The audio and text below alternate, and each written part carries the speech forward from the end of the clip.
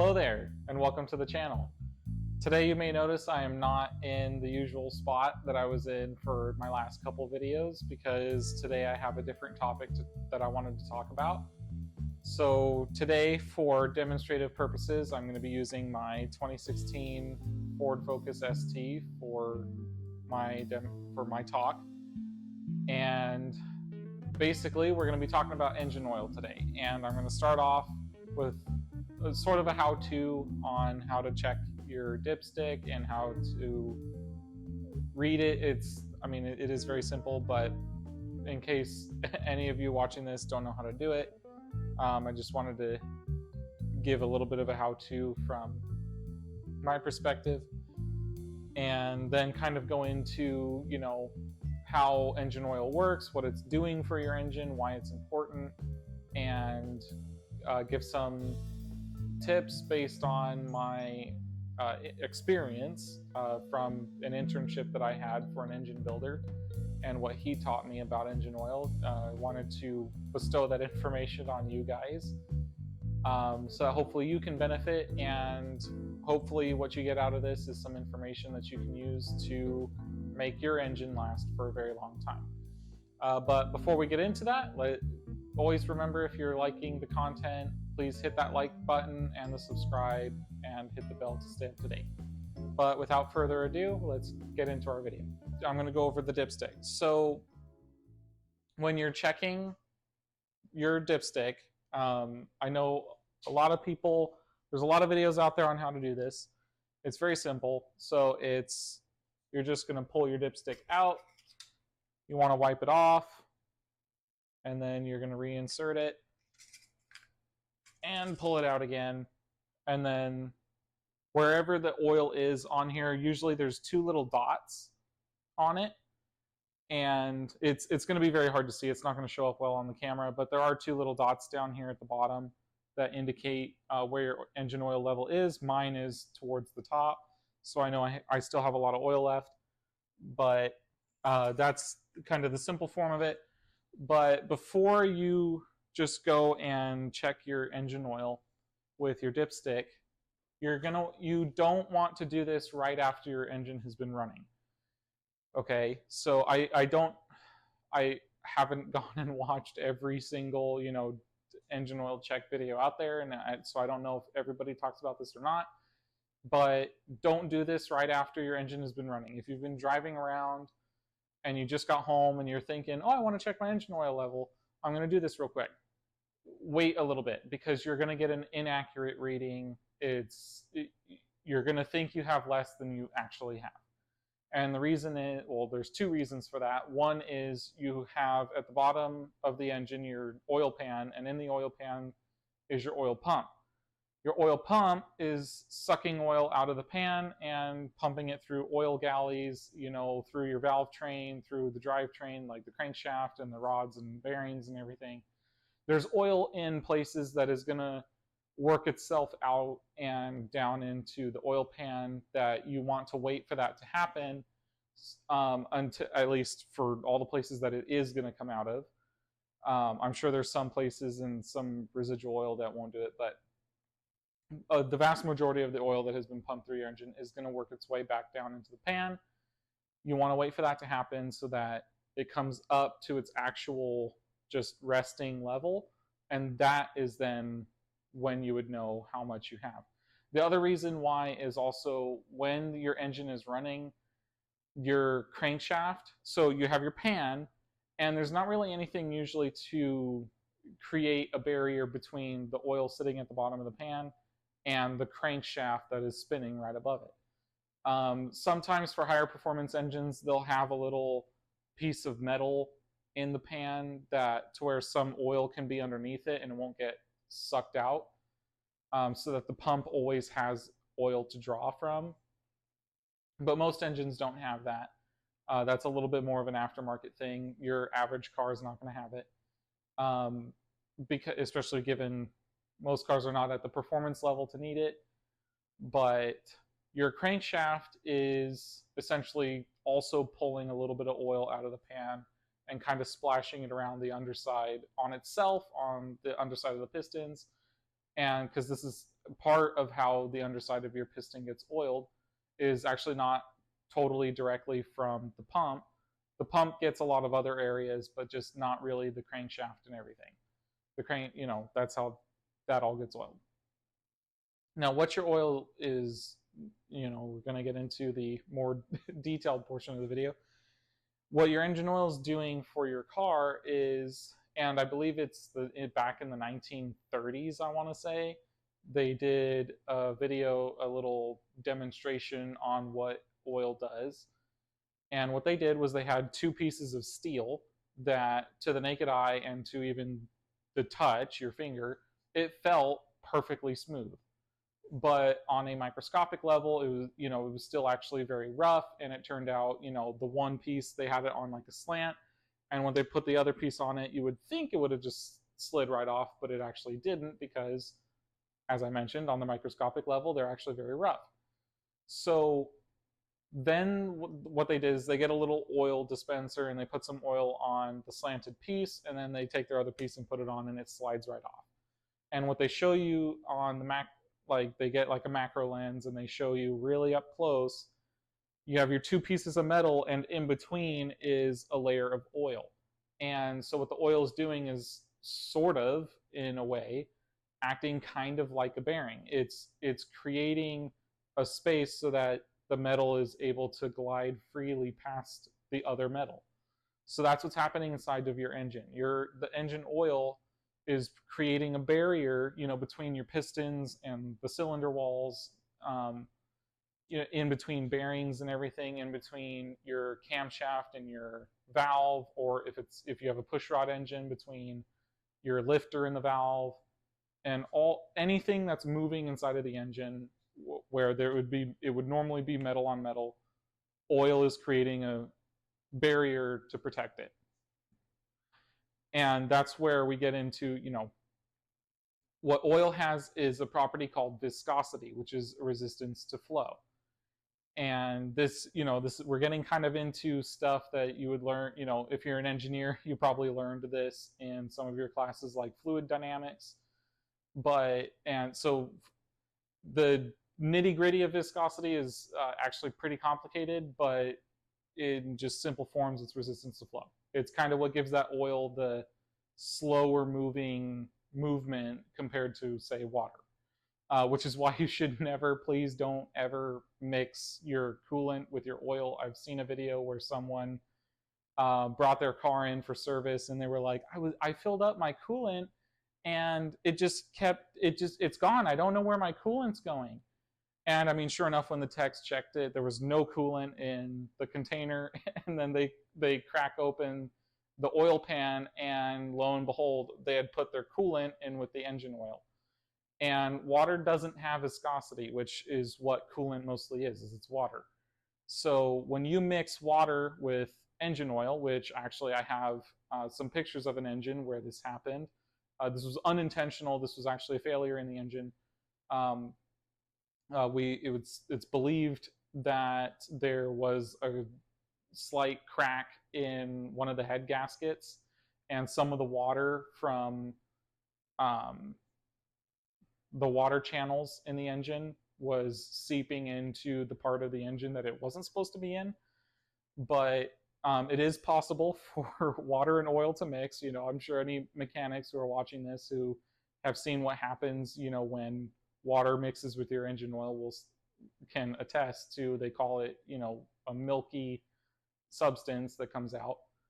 But that's what happened with that customer. So please don't do that. You will break your engine because water does not have viscosity. It will not create that barrier between the metal.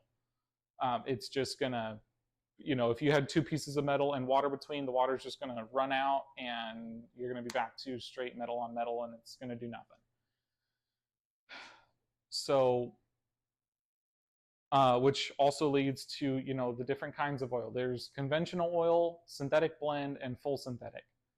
And pretty much the difference is, full conventional, you're going to get a little more sludge buildup. It's still going to protect your engine plenty fine, but conventional oil is better served and kept to, older engines. We're talking like anything I want to say maybe like older than 1980. Anything older than 1980, pretty much conventional oil is fine for, because a lot of those older engines have bigger tolerances than newer engines.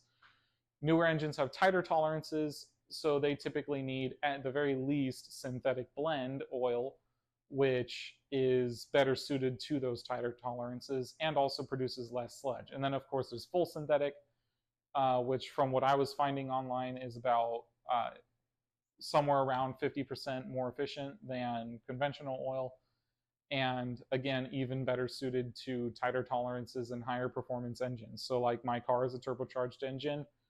The oil that I have inside of it is full synthetic, since it's a higher performance engine. It runs hot. It has a tiny little turbo that runs extremely hot.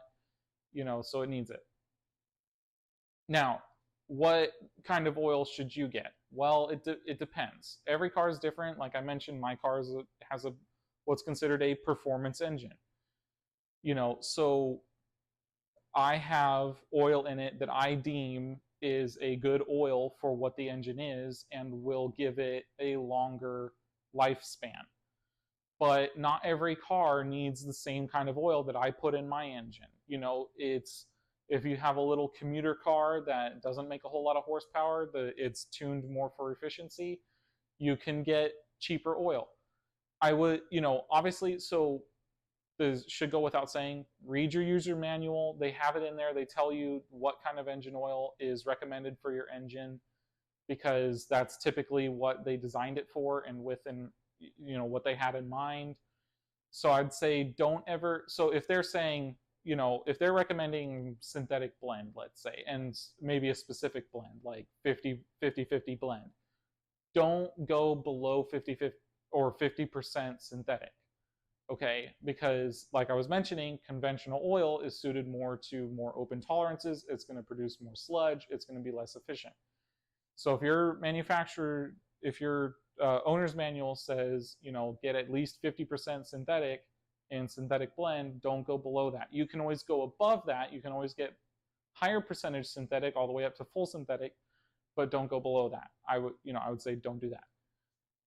Because again, also with this is the other thing that can be talked about with fluid dynamics and the viscosity is oil can lose its viscosity. That's part of why we do oil changes, okay? Because over time, it's not just getting dirty. It does get dirty. It gets, metal shavings and stuff from just your engine running in it. And we're talking metal shavings that you probably wouldn't even be able to see with the naked eye.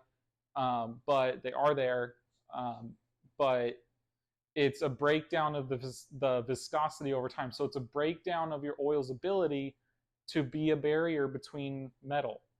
Okay, so, and this leads me into, like break-in periods and stuff. If you're getting a brand new car, let's say, and, this is something, it's not exactly advertised on the company's website whether or not the engine is broken in, but typically there is a way to find out if the engine has been broken in at the factory or if it's not. I know with the C8 Corvette, this is a very, very good example. I think I'm not sure if it's every Stingray or if it's just the Z06 C8, but I know there's C8 Corvettes out there where the first 500 miles, the computer is actually limiting how many RPMs you can use because you're on the break-in oil, and they don't want you driving it hard on the break-in oil as tolerances are opening up, because that's what happens during the break-in period. Much like with your shoe, if you get a new shoe, they can't, unless maybe you're getting like custom-made shoes, with custom-made insoles. But if you're buying just an off-the-shelf shoe, there's going to be a period of time where it's a little less comfortable, but eventually, like, the shape of your foot is going to wear into the shoe, and that's what we call break-in. Something similar happens with your engine. Tolerances open up a little bit, and that's metal shaving just a little bit, even with the oil. So, what they don't want is, while the tolerances are a bit tighter, they don't want you going really high RPM, trying to get all this horsepower, and potentially damaging your engine because the tolerances are still really tight. They want you to wait until they've loosened up a little bit. Now, my recommendation would be, and of course, anybody can do whatever they want with their car, but my recommendation, based on what I've seen from my internship of what happens when you run a car hard on the break-in oil without changing it, is as soon as you hit those 500 miles on your C8 Corvette, let's say, go get an oil change. Go get some oil, get it changed, because you want to get this oil, which has been used with those really tight tolerances and has, a bit more metal buildup in it compared to later on down the line. You want that out. Okay. And I'll put pictures, I'm going to start cycling through some pictures here of an engine that was damaged or broken completely because the man who owned it wrote it. This was in a boat application, mind you, so marine application, but he got the engine, put it in his boat, started using it. He ran it past break-in period and kept running it. And also on top of it, his oil pump actually was not suited to how much horsepower he was making. He needed a bigger pump, so he was getting starvation issues as well. But he ran it past it. The oil got to the point where it was burned, it was blackened, it had no viscosity left, it was not protecting his engine, and it blew up. Okay, so that's why I recommend, I'm not trying to scare anybody, but it's once you get past that break-in period, if it's an engine that wasn't broken in at the factory, go get the oil changed. Okay, you'll do nothing but help your engine in terms of longevity if you do that. Okay, there's no harm in getting an oil change. Okay, and even the talking, about service lengths and everything. Some oils you can run longer than others. Like the oil I'm running is some other people I know who run the same oil in the same engine have said, they've been able to go about like 25,000 miles before needing another oil change. Granted,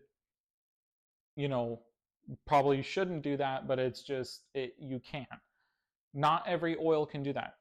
Most oils, they'll have in their description, they'll tell you, how many miles it's good for and when you should change again. But on top of that, another thing you can do is if you want to protect your engine a little more, and again, I would say you're probably not going to see a whole lot of value out of it on, again, on commuter cars. You would see more value out of this on more performance engines. But engine oil filter magnets. So what these do is the filter media inside of your oil filter can only grab particles of a certain size. So if you have a piece of metal that's smaller than the filter media, it's just going to pass right through as if it's a chain link fence, essentially. So what the magnet does is anything that passes through your filter media, the magnet's going to pick up. And so it's going to ensure that even less metal is being recirculated through your system. Again, this is more stuff with pretty much relegated to higher performance engines, but it can still, the whole metal shaving thing can still happen on commuter engines. But commuter engines are typically very underpowered for the theoretical power that it could make if it was tuned to make it. But they're tuned that way for efficiency and for emissions. So typically they're pretty bulletproof. Most Toyota and Honda engines, as I'm sure most of you know, are very reliable, and you can do a lot with them before they break. So you don't really need to worry about this stuff with your commuter car. This is more if you have a performance car. But you can't, if you want, you can still apply all this to a commuter car and just even more so have that just extra sense of security in your mind. But yeah, that was pretty much all I wanted to talk about in terms of engine oil. And I hope that you all learned something today and that the information I gave was useful to you. And I certainly enjoyed giving this little presentation. And I do plan on making some more videos talking about engines and some of their different components and maybe some care and other parts of the car as well, as I gain ability to do so. There's certain things that at present I do not have the tools to do myself, but as I become able to, I will make videos. But yeah, I really enjoyed this. I hope you learned something, and thank you for watching. I hope you have a great rest of your day.